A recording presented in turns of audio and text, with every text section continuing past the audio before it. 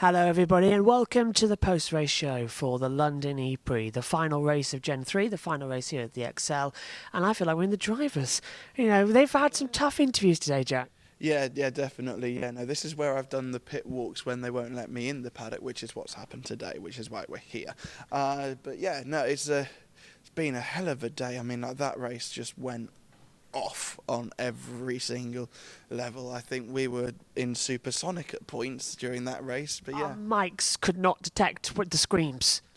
I think that you do tend to scream a lot, so yeah.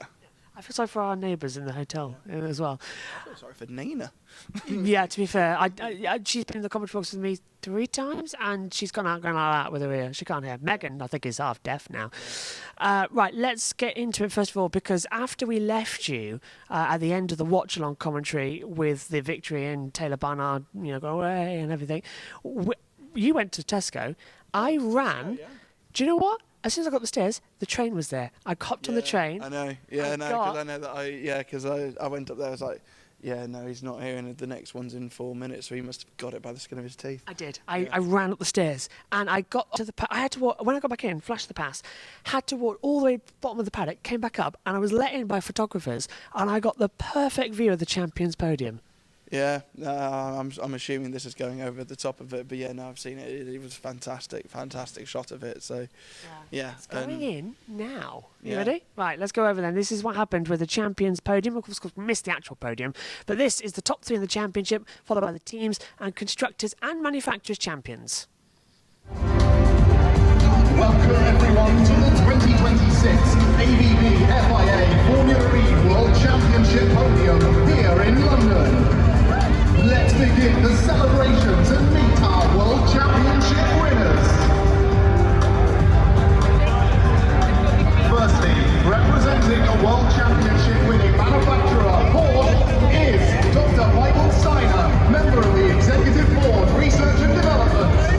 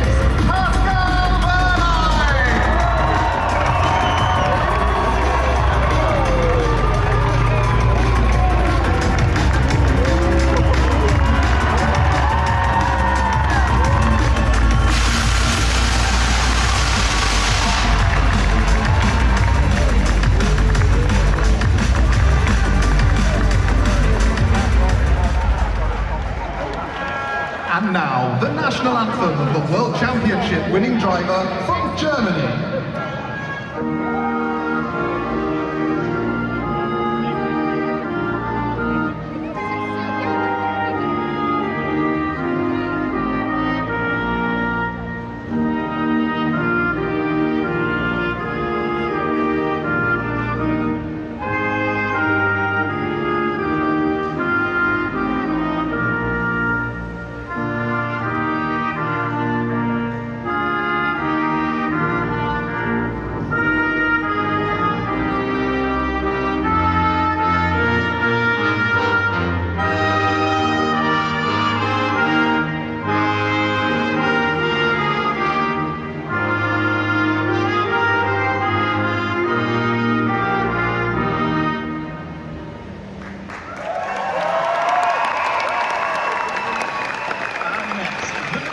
Of the World Championship winning team from the United Kingdom.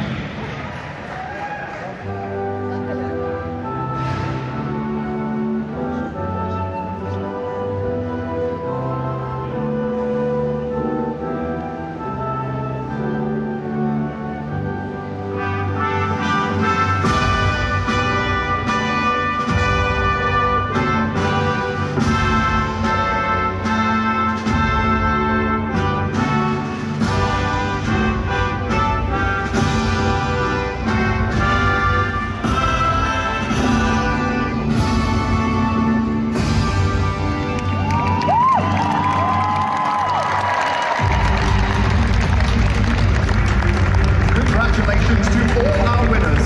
Please welcome to the stage our FIA Girls on Track representatives to present floral wreaths to the winners.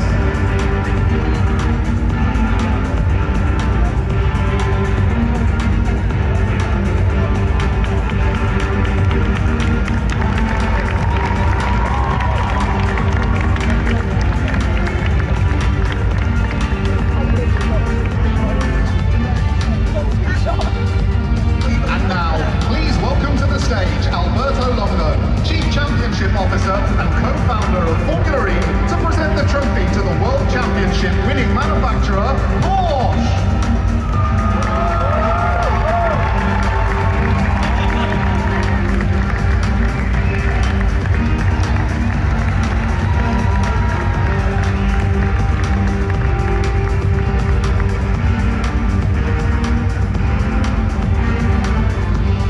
Next, please welcome to the stage, Jeff Dodds, CEO, Formula E Operations, to present the trophy to the World Championship winning team, Jaguar TCS Racing.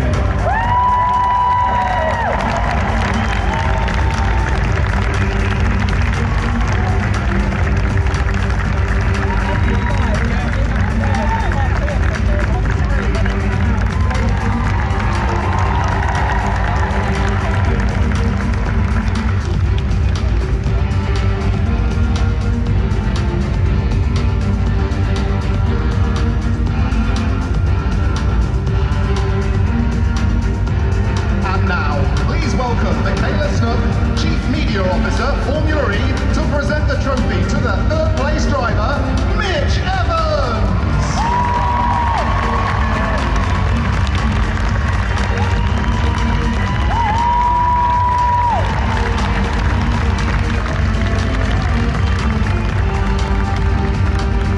Next, please welcome Ellie Norman, Chief Marketing Officer, Formula E, to present the trophy to the second place driver, Jay Dennis.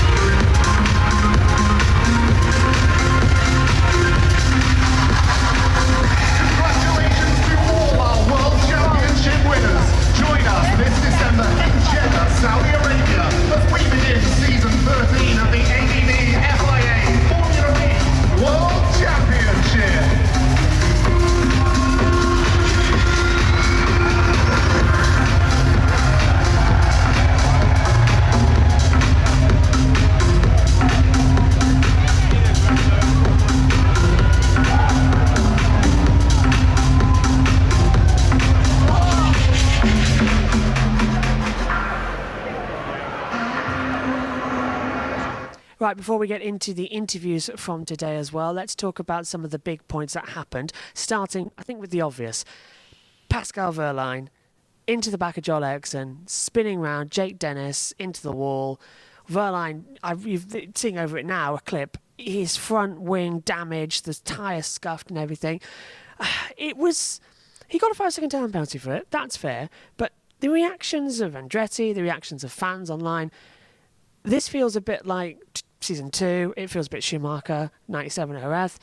It's controversial, but it's racing at the end of the day. Yeah, it's one of those things, and I interviewed Dennis in the pen, and he was very much of the opinion of when you're in the Championship League, you can kind of do what you want, which is what we've seen. I mean, like Senna as a serial offender with that. Say Nico Prost, but Alain Prost. Alain Prost. Yeah, it shows that my Formula E brain's still ticking. But yeah, no. Senna took out Prost on numerous occasions to ensure that he would win the championship. One time it did backfire, but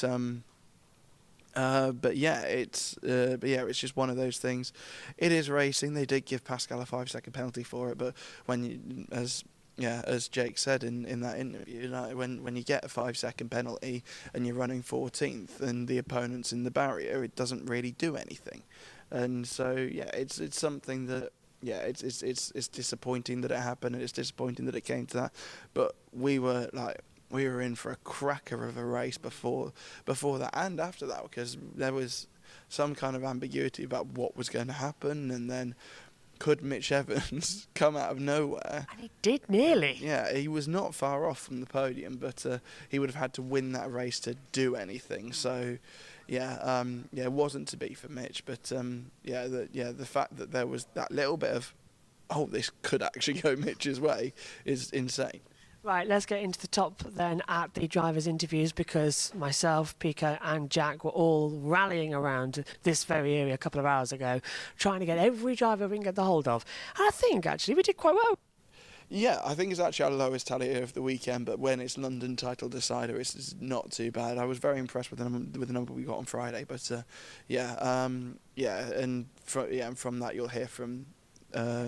you'll hear from Wehrlein, you'll hear from Dennis. Da Costa had a little fight with Wehrlein throughout that as well. So that's worth putting on. But we also have the two Mahindras as well, who led 1 and 2 for most of the race, and then suddenly with 2 laps to go, they were second and third.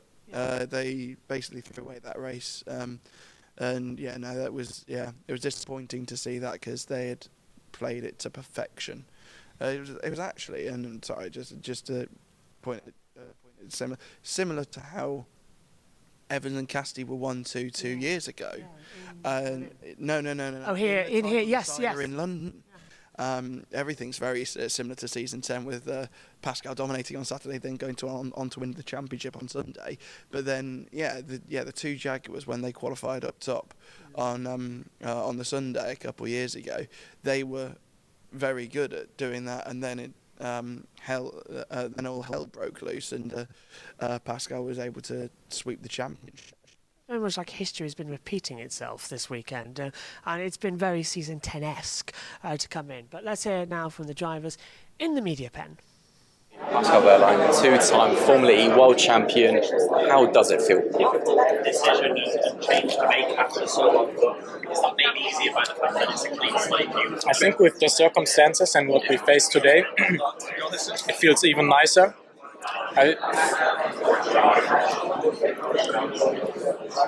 I think how bitter some people are and how far they would take it makes it even more enjoyable.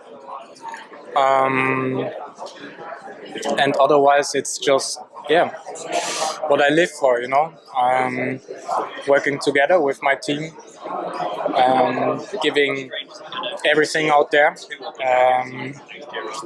especially then in the moments where also the pressure is rising, and the people in contention of the championship are getting less and less, and delivering under those circumstances then is different than delivering in the beginning of the season, and I love it. I love it when it gets tense, and when it gets yeah, when the pressure gets up, I think it's also no, how you say, I'm missing the word, but 2 years ago it was the same situation, and yeah, like I said, I just like the pressure. What was it like in that moment where with Antonio, you dropped from, I think it was 5th to 12th in the space of maybe 3-4 corners, and all of a sudden Jake got ahead of you, Mitch was breaking away. Was there any panic? Was there any concern? What was the intensity like in those moments? No, I mean, what he did is, I don't even know if he knows what he tried to do, because I guess his first target was to get Mitch ahead of me, which happened quite early into the race. But yeah, when Mitch disappeared, he still kept blocking me and driving. I tried to overtake him on the outside then, and he would just go straight and not turn into the corner and block me so many times. So that we both went out of the points. And Mitch was already far ahead the road. So he just compromised his whole race to get me out of the points. I can't believe it was the plan of his team, because I guess his team still wanted also a good result for him. But must have been his own plan. You need to ask him what his idea was. But anyways, it doesn't matter, like I said, I beat him the 4th time in a row, 3 times in the same car. Another time where he lost against his teammate this year. So, whatever. No, lovely. Do you plan to speak to him, or is this something that you keep in the back of your mind? No, forget it. Forget it. Okay, then. Well, we've got to look ahead to Gen 4, because there's the good chances we're probably not going to see that style of race in Gen 4, because it'll be quite different circumstances. Is that exciting for you, knowing that we are going into something so different now? You're going to be the world champion for that first title defence, maybe with the number 1, possibly. I don't know yet. And I also couldn't be less stressed about it. Yeah. Which number I use. I will probably ask my team what they want. For me, it doesn't matter. It doesn't change anything. I don't see actually my number on the car when I'm driving. You're just finding that, it's 2-time world champion. You're only the 2nd driver to have ever achieved that. That is a piece of Formula history. It's a significant thing for you. It shows once again just how talented you are as a driver as well. What does this mean to you, given only Jev has done what you've now done?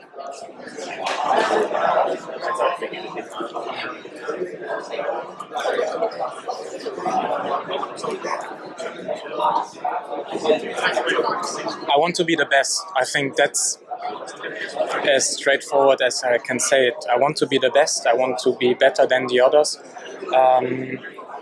What is it giving me? For sure, it's what I'm working on for my whole life. But it's not only about me. It's about the whole team and everyone involved in that. But personally, for myself, it's obviously gives me satisfaction. I know I'm one of the best, and I know over a whole season it's hard to beat me. I know if I'm in the right place, and if I feel the car is where I really want it to be, and where I'm extracting everything out of myself,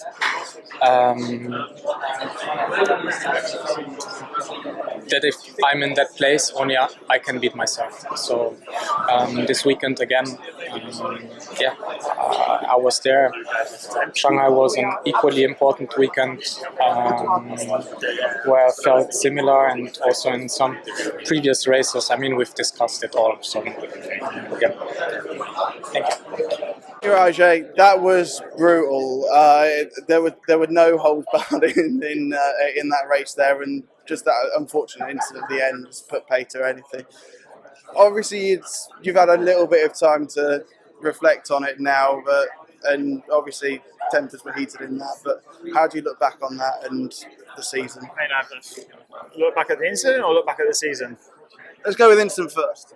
I mean, looking back at the incident, it's obviously a very short incident which happened very quickly. You know, we were side by side until we weren't, until he put me straight in the wall. So that ended my race very quickly. It always happens. Whoever's behind in the Drivers' Championship always gets taken out because the leader can do what he wants. Yes, he got a penalty or will get a penalty, but it makes no difference to me. So yeah, but in terms of the season, I think we could be super proud of what we've achieved as a team.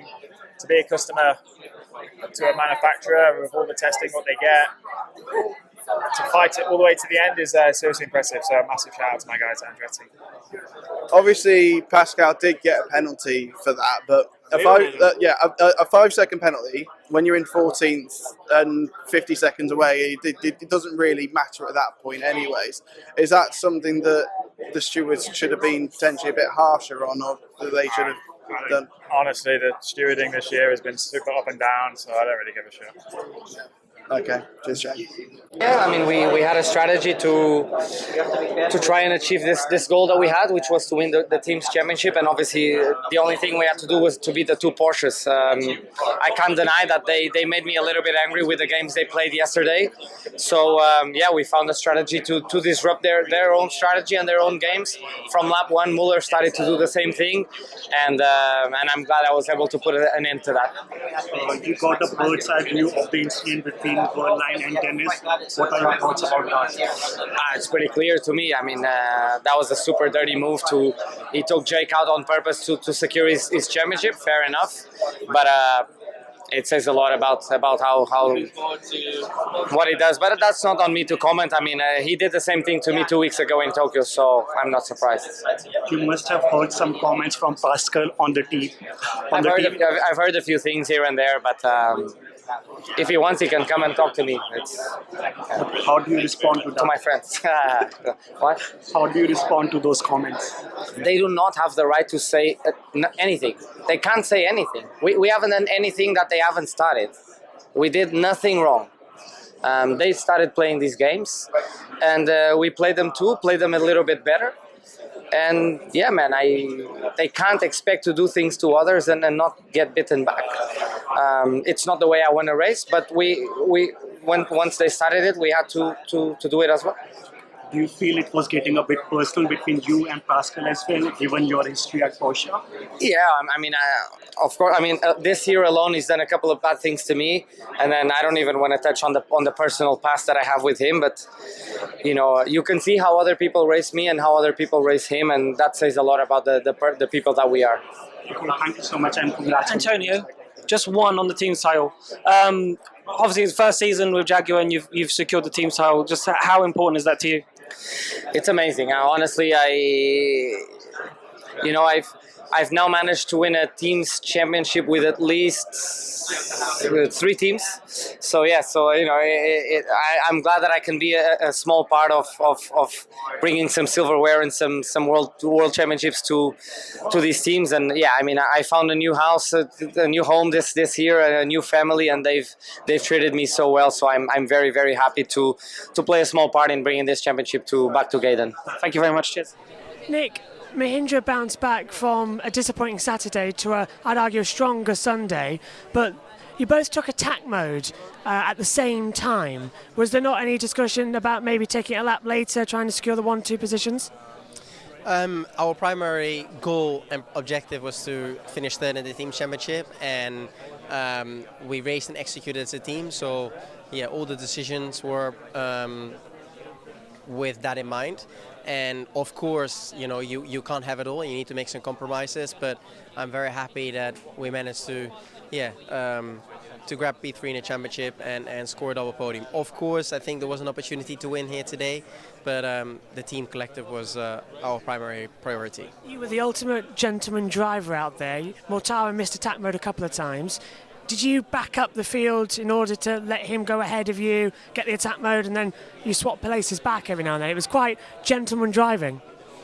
As I said, we raced and executed as a team, and I'm happy that we achieved what we wanted to achieve. Good luck next season. Thank you. Thank you. Well, decent way to end the season. I mean, like the fact that you qualified second with a broken car today, podium, but I feel like you guys probably should have knocked that out. You and Nick worked really, really well together, and suddenly Taylor came out of nowhere. Came from nowhere, no, because he was behind at great pace, managed to save energy. Hats off to actually his overtakings at the end. For us, the goal was to achieve P3 in the team's championship, which we did. Yes, I should have done probably a better job covering Nick in the last laps, and that's probably more on me than the team. But in the end, I think that it was still a positive day. How proud are you of how far this team has come? Because when you joined this project in season 10, it was not a great situation at the team, and you locked out the front row today. You've had 4 pole positions this season. You've had 4 pole positions. The one from Nick makes it 5 for the team. 3rd in the team championship. You've got to be proud of how far it's come. Sense of pride. I don't know if I get like a sense of pride. I know what I've done. I must say that I've also been able also to. I was lucky also to work with some great engineers, understanding our needs and giving the right feedback and the right indications in order to get the direction right for the development. Made us more and more competitive. I would not speak about pride because in the end, like, this is my job. I'm just happy. Cheers, Hedo. Thank you. Sebastian, last race in Formula E for the time being. We know it's not your choice to leave, but did you think a top 5 was possible after everything that's happened this weekend? Because you were on the move in some brilliant overtaking. I must admit, when you went to turn 19 around the outside, I did say in commentary, don't do that again, because there was a few years ago, I had flashbacks of you end up in the wall from that pile-up. Do you remember? On the outside? Yeah, I thought you were on the outside. No, you were on the inside. I was looking at, yeah. Cassidy, yeah. I had flashbacks of you end up in the wall. But at P5, did that feel like a fitting send-off for now? Yeah, it was good. I mean, P4 yesterday, P5 today. It's a strong weekend. I'm happy with that. And going into, obviously, you're racing with Toyota now in WEC. Are you down for 2 years there, or is it just a single year? No, hopefully more. Oh, I know, but would you come back here in a heartbeat? I have a very long-term contract with Toyota, and the priorities are kind of set. So there's no real options right now. You know, my situation is not going to evolve in the next 1, 2, 3 years. The priority will be with Toyota and WEC. So unless people accept that I don't have priority, there is not much of a discussion to have. As you leave then, and I'd hate you leaving, most victories, always in the top. I remember the early days of Formula E, you were miles ahead of everybody else. I remember Punta del Este, you out-qualifying the field by a country mile. What's your overriding memory? I know you're going to say the championship, but there's got to be a driver moment you go, no, that was it, that was cool. I guess winning Monaco last year. Yeah, that was great. Such a long period without winning, it was good, yeah. I hope you have a very happy time at WEC. I know you're staying around in Formula E's managerial role, but come back, we want you racing. Thank you, man. Have a see you later. Thank you. Nico Muller, I think you deserve an award for the best defensive driving in history. Across both days, you've played the team game, you've done brilliantly. I think you've just got to come away this weekend feeling absolutely cloud 9. Well, I don't know what Cloud 9 is supposed to feel like. At the moment, I just feel a bit empty, you know. I think we've performed brilliantly all weekend. I haven't really put a foot wrong. On my side of the garage, to then go home with 0 points hurts, I have to admit. You know, we've been fighting for pole on both days. I think we had the performance to fight for the win on both days. But yeah, prior one is, you know, that we brought home a championship for Pascal. That is super good, super happy for Pascal. You know, he really deserves that one. I think he's been, again, performing outstandingly. So happy for him. A bit bitter, you know, to miss out on the teams the way we missed out today. I think that's mainly it. Because, yeah, a bit too much games being played, I think. You know, obviously, you know, we also tried to defend our own interests, but I think with the right level of, let's say, commitment. Yeah. I think what we saw today was definitely too much a point, so that's making it slightly bitter, but it is what it is. Yeah, do not feel empty. You have done the best you can do. You've done absolutely amazing for Pascal and for the team, and I honestly, our co-commentator back in another UK studio said immediately you would be on pole. I know you weren't, but you got close, and you beat Pascal in the dual format. Surely going into Gen 4, you're going to take confidence that I can be a world champion. I've got the momentum. Because this year you've been fantastic. You've had a bit down, let's not down, but it's been fantastic to see you claw back every single time. Yeah, thank you. I appreciate it. I think it has been a good season overall, even though the outcome in terms of points haul I think could have been much better, but sometimes it was outside of our control. Sometimes we had to learn one or the other lesson, but we will do that and take it into Gen 4, and I can't wait for that to come around the corner. Go rest over the summer, and I'll see you next time. Thank you very much. Thank you. Thank you. Hi, Joel. You were doing really well in that race. You're on for a solid position in that, and then you were caught up in an incident that you didn't really deserve to end up in whatsoever. It's just that when the heat of the championship is on, you just were an innocent party there. Yeah, it was a real shame. I think we executed a very strong race until we were taken out, obviously. Yeah, I mean, the goal was always to get up to the points. But yeah, then obviously we were in a very strong position when we were P6. So yeah, it's just a real shame because we executed a very strong race. And I mean, it was great to see Seb ahead of me, P5 and me P6, and we coming from P10 and P15. So we executed a very strong race on both sides of the garages. So yeah, just very disappointed with the outcome, really. When you look back at obviously the first full season in Formula E, are you now kind of feeling like you're in good state, because obviously you're not staying with the team, to negotiate with other teams to stick around for next season? Yeah, I mean, yeah, you never know what's coming next, obviously. I mean, I'm always going to try to stick around in the paddock. It's obviously going to be hard to find a race hit because it's pretty late. But hopefully I can somehow stay within the FIA paddock for next season. Okay, cheers, John. Thank you. Lucas, they say that champions never finish their last race in the full. So I think you joined Jenson Button, Kimi Raikkonen, and I think Fernando Alonso the first time in not finishing your last race. How does it feel? Really? Yeah, literally. They all retired Abu Dhabi.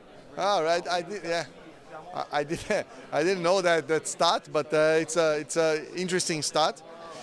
We had a horrible weekend with three problems in the powertrain this weekend, so not great. But look, what we achieved with Lola with that victory, it's amazing. I have so many great memories of this championship. I'm in peace with my retirement, with my stopping, and now I'm gonna start the second phase of my life. So one stage stops, the other starts straight away. 20 years still to work. And I'm going to make sure that I deliver at the same level of commitment that I had in my previous 20 years. I feel quite sad. First time we've met, but I've commentated on you for years in other series. It feels so weird that you're going. Thank you for everything again for Formula E. Thank you very much. I put my heart and soul into this championship, so very emotional. But I will stick around. You'll see me next year. Good. Have enjoyed your retirement. You deserved it. Thank you very much. Go on. See you later. So there's what the drivers had to say, and some of them for the last time as well, with Lucas Di Grassi and Sebastian Buemi coming in and not being in next season. Buemi seems to be tied down with Toyota for 2-3 seasons max. That's going to be a very entertaining battle. But as we leave London and close out Gen 3, we look forward to Gen 4. We go from 350 to 600, and four-wheel drive, accelerate, new tyres, supplier, longer car. It's going to be insane when we get to testing. Yeah, Gen 4, I'm super excited about. I got as you know, I got the opportunity to head to Paul Ricard and see that launch, and everything about Gen 4. When they announced the car and they revealed the car and everything, there was part of me that was just like, just get the season binned off. I want to get to Gen 4 now, and it is the next thing. We see them all in pre-season testing in November. The first race is scheduled to be in mid-December. In Jeddah, but with it being in Jeddah and the situation over in the Middle East, we're not 200% sure if that's going to go ahead. I know that Formula E are trying their damnedest to go there, and I know in a conversation that I had with someone else is that basically that it is technically safe to head to Saudi Arabia at the moment. Just technically, is it? Yeah, like there's no restrictions, so we'd go there. Game on. Yeah. Which I think is a bizarre idea, but we'll have to see how that unfolds. But looking forward to Gen 4 regardless. Thank you, Jack, for all your company this year. It's been fun having you in the box, mate. And thank you to all of you at home on Formula E Zone and on JB Motorsports who've watched our watch along. My thanks as well to Jack, who's in there. He's busy editing and typing away. But we've had a lot of fun this year, haven't we? Oh yeah, no, it's been absolutely spectacular, and us screaming in the travel lodge today has got to be one of the highlights. So it's been a really solid season. The fact that we came into London with so many title protagonists, I think 9 was probably a little bit too many, but when it was down to the final 3 today, it felt like a proper championship decider. But yeah, no, I can't wait for Gen 4. It's going to be fantastic. Thank you, Jack. Thank you as well to the other Jack, and thanks to you at home again. Well, as always, don't cry because it's over. Smile because it happened. Gen 3 has been up and down roller coaster. Gen 3 Evo definitely saved it. Yes. And I think we're going to go into Gen 4 wide-eyed, bushy-tailed, and like, what the hell are we going to be in for? We'll see you at testing in Madrid, and then we'll see you, fingers crossed, for the season opener in Saudi Arabia in December. But Pascal Wehrlein is the world champion for the second time. Goodbye.